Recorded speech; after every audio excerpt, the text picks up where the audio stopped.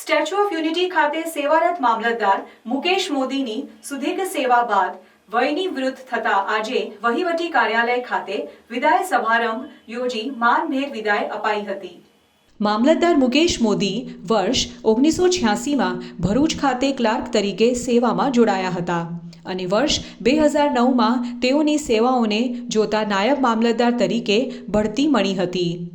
તેઓની કામગીરીને જોતા મહત્તમ નોકરીની સેવાઓ તેઓએ કલેક્ટર કચેરી ખાતે આપી હતી અને ભરૂચ જિલ્લાના 9 પૈકી 6 તાલુકામાં પણ સેવાઓ બજાવી હતી। સરકારના નિયમ અનુસાર ખાતાકીય પરીક્ષા નિયત સમયે પાસ કર્યા બાદ તારીખ 17 નવેમ્બર 2023ના રોજ તેઓને મામલતદાર સંવર્ગમાં બઢતી મળતા સ્ટેચ્યુ ઓફ યુનિટી વિસ્તાર વિકાસ અને પ્રવાસન નિયમન સત્તામંડળ એકતાનગર ખાતે બદલી આપવામાં આવી હતી।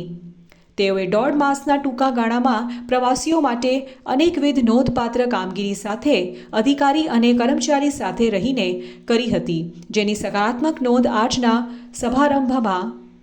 સમારંભમાં લેવાઈ હતી।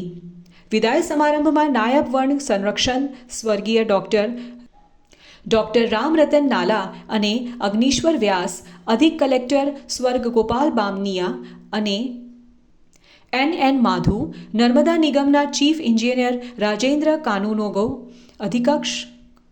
વિદાય સમારંભમાં નાયબ વન સંરક્ષણ સ્વર્ગીય ડૉક્ટર રામરતન નાલા અને અગ્નિશ્વર વ્યાસ, અધિક કલેક્ટર સ્વર્ગીય ગોપાલ બામનિયા, એન માધુ, નર્મદા નિગમના ચીફ એન્જિનિયર રાજેન્દ્ર કાનુનગો, અધિક્ષક એન્જિનિયર જે.કે. ગરાસિયા, નાયબ કલેક્ટર સ્વર્ગીય ડૉક્ટર પંકજ વલવાઈ, દર્શક વિઠલાની, શિવમ બારિયા, અભિષેક સિન્હાએ ઉપસ્થિત રહીને વિદાય લઈ રહેલા મામલતદારને શુભેચ્છા સાથે વિદાય આપી હતી।